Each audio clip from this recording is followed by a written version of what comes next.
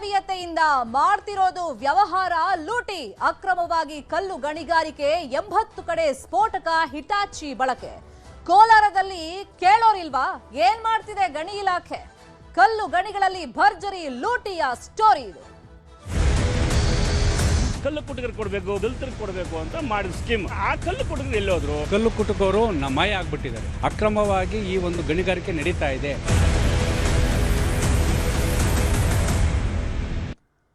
ಕೋಲಾರದಲ್ಲಿ ಕಲ್ಲು ಗಣಿಗಾರಿಕೆಯ rules break ಮಾಡಲಾಗಿದೆ. ಸಾಂಪ್ರದಾಯಿಕ ಕಲ್ಲು ಗಣಿಗಾರಿಕೆಯನ್ನ ದುರುಪಯೋಗ ಪಡಿಸಿಕೊಳ್ಳಲಾಗ್ತಾ ಇದೆ.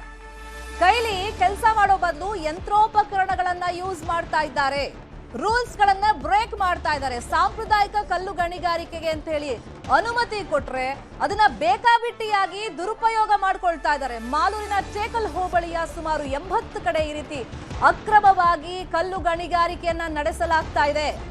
ವಿವಿಧೆಡೆ ಕೆಲಸ ಮಾಡ್ತಾ ಇದ್ದಾರೆ. ಸುಮಾರು 1,000 ಕಲ್ಲು ಕುಟುಕರು ಸರ್ಕಾರಿ ಗೋಮಾಳ ಬೆಟ್ಟಗಳಲ್ಲಿ ಮಷಿನರೀಸ್ ಅನ್ನ ಬಳಕೆ ಮಾಡ್ತಾ ಇದ್ದಾರೆ. ಯಂತ್ರೋಪಕರಣವನ್ನ ಯೂಸ್ ಮಾಡಂಗಿಲ್ಲ ಅಂತ ಹೇಳಿ ಸ್ಟ್ರಿಕ್ಟ್ ಆಗಿ ರೂಲ್ಸ್ ಇದೆ. ಆದ್ರೆ ಆ ರೂಲ್ಸ್ ಅನ್ನೇ ಬ್ರೇಕ್ ಮಾಡಿದ್ದಾರೆ. ಜಿಲ್ಲಾಡಳಿತದ ನಿರ್ದೇಶನ ಇದ್ರೂ ಕೂಡ ಅದನ್ನ ಫಾಲೋ ಮಾಡ್ತಾ ಇಲ್ಲ ಕುಟಿಕರು.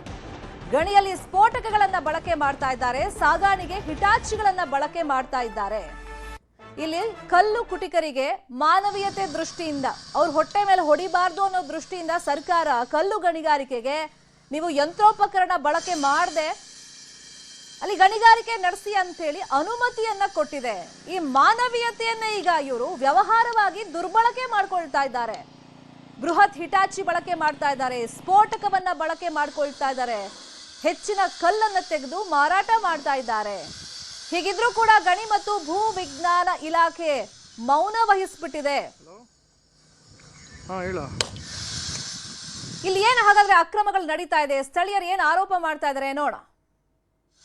ಸುಮಾರು ಬಡವರೇ ಮಾಡೋದು ಇಲ್ಲಿ. ನಮ್ಮ ಟೇಕಲವರು ಮಾಲೂರವರು ಕೈಯಲ್ಲಿ ಹೊಡೆಯೋದು. ಸುಮ್ಮನೆ ಡಿಮ್ಮಿನ ಸೈಜ್ ಕಲ್ಲು ಕೂಚ ಅಷ್ಟೇ, ಇನ್ನೇನು ಡಿಮ್ಮಿನ ಇಲ್ಲ, ಗ್ರ್ಯಾಂಟ್ ಏನಿಲ್ಲ. ಕೂಚ ಸೈಜ್ ಕಲ್ಲು ಕೈಯಲ್ಲಿ ಮಾಡ್ಕೊಂಡ್ರೆ ಅಂತ ಹೇಳಿದ್ದಾರೆ. ಅದು ತಪ್ಪು ನಾನು ಜಾಗ ತೋರಿಸ್ತೀನಿ ಬಾ, ಬೇಕಾದ್ರೆ ಕೈಯಲ್ಲೇ ಮಾಡ್ತಾರೆ ನೋಡಿ ಬನ್ನಿ. ಬಳಸ್ತಾ ಇದ್ದಾರೆ, ಇರೋರು ಬಳಸ್ತಾವ್ರೆ.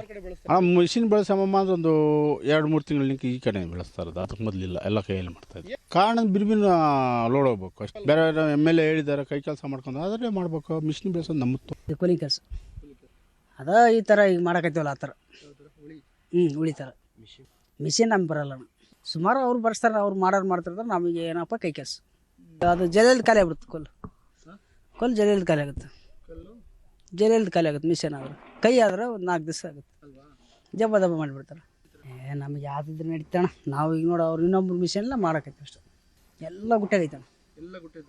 ಇಂಥಲ್ಲಿ ಇಲ್ಲ ಅನ್ನಂಗಲ್ಲ. ತಮಿಳ್ನಾಡು ಕಲ್ಕತ್ಸ ಈಗ ಒಂದು ತಿಂಗಳಾಯ್ತು. ಇದೇ ಹೊಸ್ದಾಗಿ ಬಂದಿದ್ದೀವಿ ತಮಿಳ್ನಾಡು.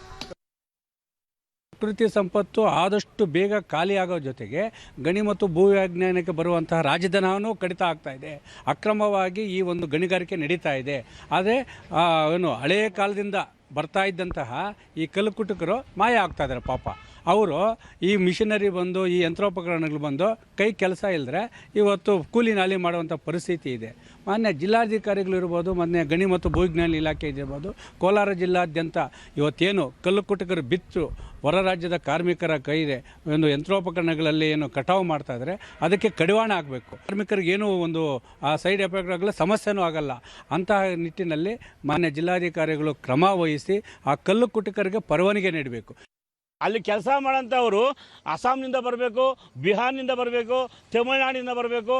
ಅವ್ರಿಗೆ ಕೊಟ್ಟಂಥ ಸ್ಕೀಮು ಕಲ್ಲು ಕುಟುಕರಿಗೆ ಅಂತ ಕೊಟ್ರಲ್ಲ, ಆ ಕಲ್ಲು ಕುಟುಕರು ಎಲ್ಲೋದ್ರು? ಮಿಷನರಿಗಳು ಲಕ್ಷಾಂತರ ಕೋಟ್ಯಾಂತರ ರೂಪಾಯಿ ಕೊಟ್ಟು ಮಿಷನರಿಗಳಿಗೆ ತಗೊಂಡ್ಬಂದು ಒಂದು ದಿನಕ್ಕೆ 1 ಲೋಡ್ ಕೊಡ್ತಾರೆ ಸರ್. ಅವರು ಕಲ್ಲು ಕುಟುಕರು ಕೊಡೋಕ್ಕಾಗ್ತದಾ? ಅದರಿಂದ ಸಂಪತ್ತನ್ನು ಉಳಿಸ್ಬೇಕು ಸರ್. ಇದೆಲ್ಲ ಕಡಿವಾಣ ಆಗಬೇಕು. ಜಿಲ್ಲಾಡಳಿತ ಎಚ್ಚೆತ್ಕೋಬೇಕು. ಕಲ್ಲು ಕುಟುಕರು ಯಾರು, ಮಿಷನರಿಯಲ್ಲಿ ಕೆಲಸ ಮಾಡೋಂಥವ್ರು ಯಾರು, ಅವ್ರನ್ನ ಪತ್ತೆ ಹಚ್ಚಿ ಮಿಷನರಿಯಲ್ಲಿ ಬ್ಯಾನ್ ಮಾಡಿ ಕಲ್ಲು ಕುಟುಕರು ಕೆಲಸ ಕೊಡಿ ಸರ್. ಅಲ್ಲಿ ಕೆಲಸ ಇದೇ ವಿಚಾರವಾಗಿ ಇನ್ನಷ್ಟು ಡೀಟೇಲ್ ಆಗಿ ಇನ್ಫಾರ್ಮೇಶನ್ ಕೊಡ್ತಾ ಹೋಗೋದಕ್ಕೆ ನೇರ ಸಂಪರ್ಕದಲ್ಲಿ ಕನೆಕ್ಟ್ ಆಗಿದ್ದಾರೆ ನಮ್ಮ ರಿಪೋರ್ಟರ್ ರಘುರಾಜ್. ಒಂದ್ ಕಡೆ ಪರಿಸರವಾದಿಗಳು ಹೇಳ್ತಿರೋದು ಈ ನೈಸರ್ಗಿಕ ಸಂಪತ್ತನ್ನ ಉಳಿಸೋ ಕೆಲಸ ಆಗಬೇಕು. ಆದ್ರೆ ಸರ್ಕಾರ ಮಾನವೀಯತೆ ದೃಷ್ಟಿಯಿಂದ ನೀವು ಯಂತ್ರೋಪಕರಣ ಬಳಕೆ ಮಾಡ್ದೇಲೆ ಕಲ್ಲು ಗಣಿಗಾರಿಕೆ ನಡೆಸಿ ಅಂತ ಹೇಳಿದ್ರು ಕೂಡ ಇಲ್ಲಿ ನಿಯಮ ಮೀರ್ತಾ ಇದ್ದಾರೆ, ರೂಲ್ಸ್ ಬ್ರೇಕ್ ಮಾಡ್ತಾ ಇದ್ದಾರೆ. ಅಂದ್ರೆ ಸಹಜವಾಗಿ ಅನ್ಸೋದು ಇಲ್ಲಿ ಪ್ರಭಾವಿಗಳ ಪಾತ್ರನೂ ಇದೆ, ಅಧಿಕಾರಿಗಳು ಶಾಮೀಲಾಗಿದ್ದಾರೆ ಅಂತ. ಈ ನಿಟ್ಟಲ್ಲಿ ಏನಾದರೂ ಹೋರಾಟಗಳು ನಡೀತಾ ಇದೆಯಾ?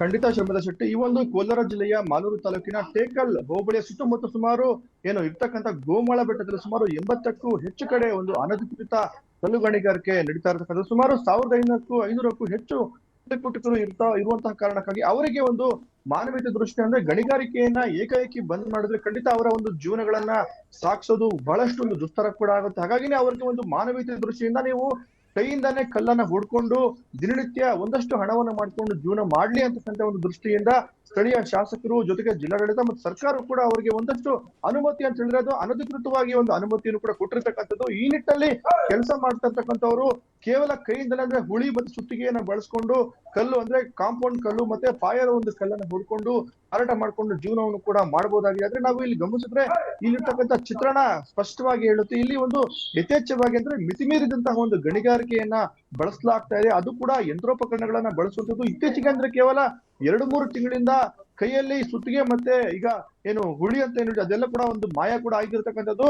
ಸಣ್ಣ ಪುಟ್ಟ ಕಲ್ಲುಗಳನ್ನು ಕೂಡ ಕಟ್ ಮಾಡ್ಲಿಕ್ಕೆ ಇದೀಗ ಯಂತ್ರೋಪಕರಣಗಳನ್ನ ಬಳಸಲಾಗ್ತಾ ಇದೆ. ಜೊತೆಗೆ ಸ್ಥಳೀಯರು ಯಾರು ಕೂಡ ಇಲ್ಲಿ ಕಲ್ಲುಕುಟುಕರು ಇಲ್ವೇನೋ ಅಂತಕ್ಕಂಥ ಒಂದು ಅನುಮಾನ ಕೂಡ ಇಲ್ಲಿ ಕಾಡ್ತಾ ಇದೆ. ಯಾಕಂತ ಹೇಳಿದ್ರೆ ತಮಿಳುನಾಡು ಮತ್ತೆ ನಮ್ಮ ರಾಜ್ಯದ ಬೇರೆ ಬೇರೆ ಜಿಲ್ಲೆಗಳಿಂದ ಕಾರ್ಮಿಕರನ್ನ ಕರ್ಕೊಂಡ್ಬಂದು ಇಲ್ಲಿ ಬಹಳ ದೊಡ್ಡ ಮಟ್ಟದಲ್ಲಿ ಒಂದು ಗಣಿಗಾರಿಕೆನ ಕೂಡ ಮಾಡ್ತಾ ಇರ್ತಕ್ಕಂಥದ್ದು. ಮತ್ತೆ ನಾವು ಗಮನಿಸಬಹುದು ಹಾಗಾಗಿನೇ ಇಲ್ಲಿ ಸಾವು ನೋವುಗಳು ಕೂಡ ಸಂಭವಿಸ್ತಾ ಇರುತ್ತೆ. ಕಾರಣ ಏನಂತ ಹೇಳಿದ್ರೆ ಯಾವುದೇ ಒಂದು ಮುಂಜಾಗ್ರತಾ ಕ್ರಮವನ್ನು ಕೂಡ ಇಲ್ಲಿ ಕೈಗೊಳ್ಳೋದಿಲ್ಲ. ಮತ್ತೆ ಕಾರ್ಮಿಕರು ಮುನ್ನೆಚ್ಚರಿಕೆ ಕ್ರಮವು ಕೂಡ ಸೇಫ್ಟಿ ಕೂಡ ಯಾವುದಕ್ಕೂ ಇರೋದಿಲ್ಲ. ಹಾಗಾಗಿ ಮೇಲಿಂದ ಬಂಡೆಗಳು ಉರುಳಿ ಬಂದು ಬಿದ್ರೆ ಖಂಡಿತ ಕಾರ್ಮಿಕರು ಸಾವನ್ನಪ್ತಾರೆ. ಈ ನಿಟ್ಟಿನಲ್ಲಿ ಸ್ಥಳೀಯರಿಗೆ ಅಂತಾನೆ ಕೊಟ್ಟಿರ್ತಕ್ಕಂಥ ಈ ಒಂದು ಕಲ್ಲು ಕುಟಿಕರಿಗೆ ಕೊಟ್ಟಿರ್ತಕ್ಕಂಥ ಒಂದು ಅನಧಿಕೃತ ಒಂದು ಅನುಮತಿ ಏನಿದೆ ಅದು ಈಗ ದುರ್ಬಳಕೆ ಕೂಡ ಆಗ್ತಾ ಇದೆ. ಹಾಗಾಗಿನೇ ಈ ಒಂದು ಮಾಲೂರು ತಾಲೂಕು ಆಡಳಿತ ಜೊತೆಗೆ ತಹಶೀಲ್ದಾರ್ ಹಾಗೂ ಕೋಲಾರ ಮತ್ತೆ ಈ ಒಂದು ಕೋಲಾರದಲ್ಲಿರ್ತಕ್ಕಂಥ ಗಣಿ ಮತ್ತೆ ಭೂವಿಜ್ಞಾನ ಇಲಾಖೆ ಅಧಿಕಾರಿಗಳು ಏನ್ ಮಾಡ್ತಾ ಇದ್ದಾರೆ ಅಂತಕ್ಕಂಥದ್ದು. ಯಾಕಂತ ಹೇಳಿದ್ರೆ ಕಲ್ಲು ಕುಟುಕರಿಗೆ ಒಂದಷ್ಟು ಜೀವನಕ್ಕೆ ಆಸರೆ ಆಗ್ಲಿ ಅಂತಕ್ಕಂಥ ದೃಷ್ಟಿಯಿಂದ ಮಾನವೀಯ ದೃಷ್ಟಿಯಿಂದ ಈ ರೀತಿಯಾಗಿ ಒಂದು ಕಲ್ಲು ಹೊಡಿಲಿಕ್ಕೆ ಅನುಮತಿಯನ್ನು ಕೊಟ್ಟಿರ್ತಕ್ಕಂಥದ್ದು. ಆದ್ರೆ ಅಲ್ಲಿ ಎಲ್ಲವೂ ಕೂಡ ಇದೀಗ ಮಾಯ ಕೂಡ ಆಗಿರ್ತಕ್ಕಂಥದ್ದು. ಮತ್ತೆ ಯಥೇಚ್ಛವಾಗಿ ಗಣಿಗಾರಿಕೆಯನ್ನು ಕೂಡ ಮಾಡ್ತಾ ಇದ್ದಾರೆ. ಮತ್ತೆ ಸ್ಫೋಟಕಗಳನ್ನು ಕೂಡ ಬಳಕೆ ಮಾಡ್ತಾ ಇದ್ದಾರೆ. ಮತ್ತೆ ಇದಕ್ಕೆಲ್ಲ ಕೂಡ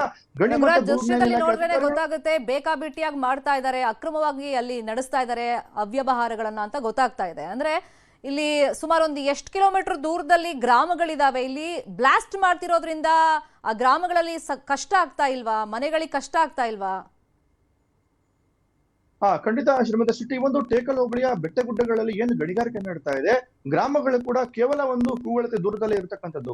ಆದ್ರೆ ಇಲ್ಲಿ ನಾವು ಗಮನಿಸಬೇಕಾಗಿರ್ತಕ್ಕಂಥದ್ದು ಕೈಯಿಂದ ಕಲ್ಲನ್ನ ಹೊಡೆದ್ರೆ ಖಂಡಿತ ಯಾವುದೇ ಮನೆಗಳಿಗೂ ಮತ್ತೆ ಗ್ರಾಮಗಳಿಗೂ ಮತ್ತೆ ಅಲ್ಲಿರ್ತಕ್ಕಂಥ ಪರಿಸರಕ್ಕೂ ಕೂಡ ಹಾನಿಯಾಗುವುದಿಲ್ಲ. ಆದ್ರೆ ಇಲ್ಲಿ ನಾವು ಸ್ಪಷ್ಟವಾಗಿ ಗಮನಿಸಬಹುದು ಯಥೇಚ್ಛವಾಗಿ ಸ್ಫೋಟಕಗಳನ್ನ ಬಳಸಲಾಗ್ತದೆ. ಜೊತೆಗೆ ಇಟಾಚಿಗಳನ್ನ ಜೆಸಿಬಿಗಳನ್ನ ಕೂಡ ಬಳಸಲಾಗ್ತಾ ಇರ್ತಕ್ಕಂಥದ್ದು. ಈ ನಿಟ್ಟಿನಲ್ಲಿ ಇದಕ್ಕೆ ಕನಿಷ್ಠ ಬಂಡವಾಳ ಅಂತ ಹೇಳಿದ್ರು ಕೂಡ ಒಂದ್ ಕಡೆ ಗಣಿಗಾರಿಕೆ ಮಾಡ್ಲಿಕ್ಕೆ ಕೋಟ್ಯಾಂತರ ರೂಪಾಯಿ ಹಣ ಕೂಡ ಖರ್ಚಾಗುತ್ತೆ. ಹಾಗಾಗಿನೇ ಒಬ್ಬ ಸಾಮಾನ್ಯ ಕಲ್ಲ ಕುಟಿಕ ಏನಂತಾನೆ ನಾವೇನ್ ಕರಿತೀವಿ ಕಾರ್ಮಿಕ ಅವರಿಗೆ ಇಷ್ಟೆಲ್ಲ ಬಂಡವಾಳ ಹೂಡಿಕೆ ಮಾಡೋದಕ್ಕೆ ಹೇಗೆ ಸಾಧ್ಯ ಅನ್ನೋದು ಈಗ ಚರ್ಚೆ ಆಗ್ತಾ ಇರತಕ್ಕಂಥ ಅಂಶ. ಹಾಗಾಗಿನೇ ಒಂದು ಸ್ಥಳೀಯವಾಗಿ ಕೂಡ ಇದೀಗ ಸ್ಫೋಟಕಗಳನ್ನ ಬಳಸುವಂಥದ್ದು ಮತ್ತೆ ಯಂತ್ರೋಪಕರಣಗಳನ್ನ ಬಳಸುವಂತಹ ಒಂದು ಕಾರಣಕ್ಕಾಗಿ ಸ್ಥಳೀಯವಾಗಿರ್ತಕ್ಕಂಥ ನಿವಾಸಿಗಳಿಗೂ ಕೂಡ ಇದು ಸಮಸ್ಯೆ ಆಗಿರ್ತಕ್ಕಂಥದ್ದು. ಆದ್ರೆ ಇಲ್ಲಿ ಪ್ರಮುಖವಾಗಿ ನಾವು ಗಮನಿಸಬೇಕಾಗಿರ್ತಕ್ಕ ಅಂಶ ಈ ಒಂದು ಗಣಿಗಾರಿಕೆಯ ವಿರುದ್ಧವಾಗಿ ಯಾರು ಕೂಡ ಸ್ಥಳೀಯರು ಮಾತನಾಡೋದಿಲ್ಲ. ಕಾರಣ ಅಂತ ಹೇಳಿದ್ರೆ ಮಾತನಾಡಿದ್ರೆ ನಮ್ಗೆ ಯಾವ ರೀತಿಯಾಗಿ ಮುಂದೆ ಸಮಸ್ಯೆ ಆಗುತ್ತೋ ಅಂತಕ್ಕಂಥ ಒಂದು ಆತಂಕ ಕೂಡ ಕಾಡ್ತಾ ಇರ್ತಕ್ಕಂಥದ್ದು. ಆದ್ರೆ ಒಂದಷ್ಟು ಮಿತಿಯನ್ನ ಹೇರಬೇಕು, ಒಂದು ಕಟ್ಟುನಿಟ್ಟಾಗಿ ಇಲ್ಲಿ ಗಣಿಗಾರಿಕೆಯನ್ನ ಮಾಡ್ಬೇಕು ಅಂತಕ್ಕಂಥ ಒತ್ತಾಯವನ್ನ ಇದೀಗ ರೈತ ಮುಖಂಡರ ಜೊತೆಗೆ ದಲಿತ ಮುಖಂಡರು ಹೇಳ್ತಾ ಇರ್ತಕ್ಕಂಥದ್ದು. ಮತ್ತೆ ಸ್ಥಳೀಯರು ನಮ್ಮ ಜೊತೆಗೆ ಕಲ್ಲುಕುಟಿಕರು ಕೂಡ ನಾವು ಅವ್ರನ್ನ ಕೂಡ ಮಾತಾಡ್ಸಿದ್ದೀವಿ. ಅವರು ಕೂಡ ಹೇಳ್ತಾ ಇದ್ದಾರೆ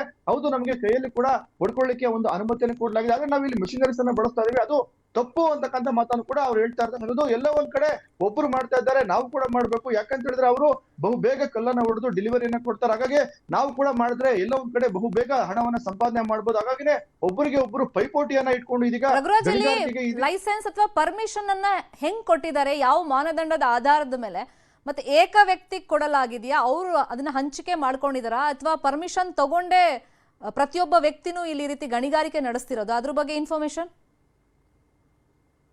ಖಂಡಿತ ಶ್ರೀಮತಿ ಶೆಟ್ಟಿ. ಇಲ್ಲಿ ನಡೀತಾ ಇರ್ತಕ್ಕಂಥದ್ದು ಎಲ್ಲವೂ ಕೂಡ ಸರ್ಕಾರಿ ಗೋಮಾಳ ಗುಟ್ಟದಲ್ಲಿ ಮಾಡ್ತಾ ಇರ್ತಕ್ಕಂಥ ಒಂದು ಗಣಿಗಾರಿಕೆ.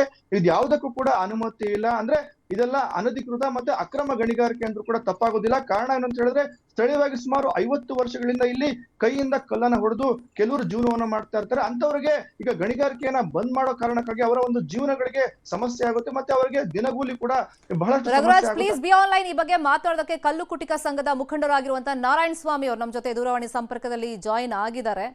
ಸಂಪರ್ಕ ಸಾಧ್ಯ ಆಗಿಲ್ಲ, ಮತ್ತೆ ಅವರನ್ನ ಕಾಂಟ್ಯಾಕ್ಟ್ ಮಾಡ್ತೀವಿ. ರಘುರಾಜ್, ಈಗ ಲೈಸೆನ್ಸ್ ಇಲ್ದಲೆ, ಪರ್ಮಿಷನ್ ಇಲ್ದಲೆ ಈ ರೀತಿ ಮಾನವೀಯತೆಯ ದೃಷ್ಟಿಯಿಂದ ಬಿಟ್ಬಿಡ್ಬೋದು.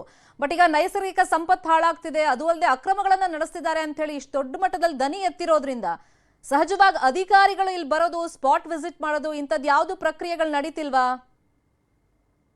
ಖಂಡಿತ ಶರ್ಮಿಳಾ ಶೆಟ್ಟಿ, ಈ ಒಂದು ವಿಚಾರವಾಗಿ ಗಣಿ ಮತ್ತೆ ಭೂವಿಜ್ಞಾನ ಇಲಾಖೆ ಅಧಿಕಾರಿಗಳು ಯಾವುದೋ ಒಂದು ಒತ್ತಡಕ್ಕೆ ಮಣಿದಿದ್ದಾರಾ ಅಥವಾ ಈ ಒಂದು ಗಣಿಗಾರಿಕೆಗೆ ಅವರ ಒಂದು ಶಾಮೀಲು ಕೂಡ ಇದೆಯಾ ಅಂತಕ್ಕಂಥ ಅನುಮಾನ ಕೂಡ ಕಾಡ್ತಾ ಇದೆ. ಯಾಕಂತ ಹೇಳಿದ್ರೆ ಬಹಳ ದೊಡ್ಡ ಮಟ್ಟದಲ್ಲಿ ಗಣಿಗಾರಿಕೆ ಇದೆ. ಹಾಗಾಗಿನೇ ಈ ನಿಟ್ಟಲ್ಲಿ ಇಂಥ ಒಂದು ಗಣಿಗಾರಿಕೆಗೆ ಕನಿಷ್ಠ ಒಂದು ಬ್ರೇಕ್ ಆಗದೆ ಇದ್ರು ಕೂಡ ಒಂದು ಮಿತಿಯನ್ನ ಹೇರ್ತಕ್ಕಂಥ ಕೆಲಸವನ್ನ ಮಾಡ್ಬೇಕು. ಅಂದ್ರೆ ಕಾನೂನಿನ ಅಡಿಯಲ್ಲಿ ಇರ್ತಕ್ಕಂಥ ಅಂಶಗಳೇನು ಹೇಳಿದ್ರೆ ಕಲ್ಲು ಕುಟಿಕರು ಕೈಯಿಂದಲೇ ಒಂದು ಕಲ್ಲನ್ನ ಹೊಡಿಬೇಕು ಮತ್ತೆ ಅವರೇ ಮಾರಾಟ ಮಾಡ್ಬೇಕು ಅಂತಕ್ಕಂಥ ನಿಟ್ಟಲ್ಲಿ ಇದೆ. ಆದ್ರೆ ಬೇರೆ ರಾಜ್ಯದ ಒಂದು ಗಣಿಗಾರಿಕೆ ಮಾಡ್ತಕ್ಕಂಥ ವ್ಯಕ್ತಿಗಳು ಕೂಡ ಇಲ್ಲಿ ಒಂದು ಅನುಮತಿಯನ್ನು ಕೊಡಲಾಗಿರ್ತಕ್ಕಂಥದ್ದು ಮತ್ತೆ ಅವರನ್ನು ಕೂಡ ಇಲ್ಲಿ ಕೆಲಸವನ್ನ ಮಾಡ್ಕೊಳ್ತಾ ಇರತಕ್ಕಂಥದ್ದು ಮತ್ತೆ ಒಬ್ಬೊಬ್ಬರ ಕೈಯಲ್ಲಿ ಸುಮಾರು ಲಕ್ಷಾಂತರ ರೂಪಾಯಿ ಬೆಲೆ ಬಾಳ್ತಕ್ಕಂಥ ಒಂದು ಏನು ಕಟಿಂಗ್ ಯಂತ್ರಗಳು ಕೂಡ ಇರ್ತಕ್ಕಂಥದ್ದು. ಇದಕ್ಕೆಲ್ಲ ಕೂಡ ಹಣ ಬಂಡವಾಳ ಯಾರು ಹೂಡಿಕೆ ಮಾಡ್ತಾ ಇದ್ದಾರೆ ಮತ್ತೆ ಇಲ್ಲಿ ಏನು ಸ್ಫೋಟ ಮಾಡಿ ಕಲ್ಲನ್ನ ತೆಗಿಲಿಕ್ಕೆ ಅನುಮತಿಯನ್ನು ಕೊಡ್ತಾ ಇರೋರು, ಇದಕ್ಕೆ ಗಣಿ ಮತ್ತೆ ಭೂವಿಜ್ಞಾನ ಇಲಾಖೆ ಅಧಿಕಾರಿಗಳು ಯಾಕೆ ಇದಕ್ಕೆ ಸಂಬಂಧಪಟ್ಟಂತೆ ಯಾವುದೇ ಒಂದು ಕ್ರಮವನ್ನು ಕೈಗೊಳ್ತಾ ಇಲ್ಲ ಅಂತಕ್ಕಂಥ ಅನುಮಾನ ಕೂಡ ಕಾಡ್ತಾ ಇದೆ. ಮತ್ತೆ ಈ ಬಗ್ಗೆ ಎಲ್ಲರೂ ಕೂಡ ಒಂದು ಗಪ್ಚುಪ್ ಆಗಿರ್ತಕ್ಕಂಥದ್ದು.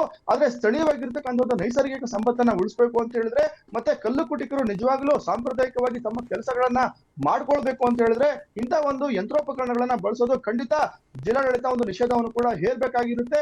ಯಾಕಂತ ಹೇಳಿದ್ರೆ ಎಲ್ಲೋ ಇಲ್ಲ ಒಂದ್ ಕಡೆ ಪ್ರಾಣೋಪಾಯ ಸಂಭವಿಸಿದಂತಹ ವೇಳೆಯಲ್ಲಿ ಮಾತ್ರ ಅಧಿಕಾರಿಗಳು ಇಲ್ಲಿಗೆ ಬಂದು ಭೇಟಿ ಕೊಟ್ಟು ಹೋಗೋದನ್ನ ಬಿಟ್ರೆ ಇಲ್ಲಿ ಗಣಿ ಮತ್ತೆ ಭೂವಿಜ್ಞಾನ ಇಲಾಖೆಯ ಒಂದು ಕಾನೂನು ಹೇಳುತ್ತೆ. ಜೊತೆಗೆ ಕಲ್ಲು ಕುಟಿಕರು ಒಂದು ಯಾವ ರೀತಿಯಲ್ಲಿ ಒಂದು ಗಣಿಗಾರಿಕೆ ಮಾಡಬೇಕು ಇಂಥದ್ದೆಲ್ಲ ಒಂದು ಕಾನೂನುಗಳನ್ನ ಏನು ಪಾಲಿಸುವಂತ ನಿಟ್ಟಲ್ಲಿ ಜೊತೆಗೆ ಅಲ್ಲಿ ಒಂದು ನಿಯೋಜಿಸುವಂತ ನಿಟ್ಟಲ್ಲೂ ಕೂಡ ಗಣಿ ಮತ್ತೆ ಭೂವಿಜ್ಞಾನ ಇಲಾಖೆ ಅಧಿಕಾರಿಗಳು ಬಹಳ ಒಂದು ಹಿಂದೇಟನ್ನು ಕೂಡ ಇಲ್ಲಿ ಮಾಡ್ತಾ ಇರತಕ್ಕಂಥದ್ದು. ಈ ನಿಟ್ಟಲ್ಲಿ ಗಣಿ ಮತ್ತೆ ಭೂವಿಜ್ಞಾನ ಇಲಾಖೆ ಅಧಿಕಾರಿಗಳು ಗಮನಿಸಬಹುದು, ಪಕ್ಕದ ರಾಜ್ಯಗಳಿಂದ ನಾವು ಎಲ್ಲೇ ಒಂದು ಗಣಿಗಾರಿಕೆ ಮಾಡಿ ಅಲ್ಲಿಂದ ಒಂದು ಸಂಪತ್ತನ್ನ ನಮ್ಮ ರಾಜ್ಯಕ್ಕೆ ತಗೊಂಡ್ಬರ್ಬೇಕು ಅಂತ ಹೇಳಿದ್ರೆ ಖಂಡಿತ ಬಹಳಷ್ಟು ಒಂದು ಕಟ್ಟುನಿಟ್ಟಿನ ಒಂದು ನಿಯಮಗಳು ಕೂಡ ಇರ್ತಕ್ಕಂಥದ್ದು. ಆದ್ರೆ ನಮ್ಮ ರಾಜ್ಯದ ಸಂಪತ್ತು ಬಹಳ ಸಾರಾ ಸಗಟಾಗಿ ಕೋಲಾರ ಜಿಲ್ಲೆಯಿಂದ ಪಕ್ಕದ ಆಂಧ್ರ ಮತ್ತೆ ತಮಿಳುನಾಡಿಗೆ ಹೋಗ್ತಾ ಇರತಕ್ಕಂಥದ್ದು. ಈ ನಿಟ್ಟಲ್ಲಿ ಸ್ಥಳೀಯರು ಮಾಡ್ತಕ್ಕಂಥ ಒಂದು ಕಲ್ಲು ಕುಟಿಕರು ಮಾಡ್ತಕ್ಕಂಥ ಒಂದು ಗಣಿಗಾರಿಕೆಗೆ ಮಿತಿಯನ್ನ ಹೇರುವಂತಹ ಒಂದು ನಿಟ್ಟಿನಲ್ಲಿ ಅಧಿಕಾರಿಗಳು ತಮ್ಮ ಒಂದು ದಿಟ್ಟ ನಡೆಯನ್ನ ಪ್ರದರ್ಶನ ಮಾಡಬೇಕಾಗಿದೆ. ಈ ನಿಟ್ಟಲ್ಲಿ ಸ್ಥಳೀಯ ಒಂದು ನೈಸರ್ಗಿಕ ಸಂಪತ್ತನ್ನು ಕೂಡ ಉಳಿಸಬೇಕಾಗಿದೆ. ಮತ್ತೆ ಸಾಂಪ್ರದಾಯಿಕವಾಗಿ ಯಾರೆಲ್ಲ ಗಣಿಗಾರಿಕೆಯನ್ನ ಮಾಡ್ತಾ ಇದ್ದಾರೆ ಅವರು ಏನು ನಿಯಮಗಳ ಅಡಿ ಒಂದು ಗಣಿಗಾರಿಕೆಯನ್ನ ಮಾಡ್ಲಿ ಅಂತಕ್ಕಂಥ ಒತ್ತಾಯ ಕೂಡ ಇದೀಗ ಸ್ಥಳೀಯರು ಕೂಡ ಹೇಳ್ತಾ ಇರತಕ್ಕಂಥದ್ದು. ಶರ್ಮಿಳಾ ಶೆಟ್ಟಿ, ಫಾಲೋ ಅಪ್ ಮಾಡೋಣ ಸುದ್ದಿನ. Thank you Raghuraj.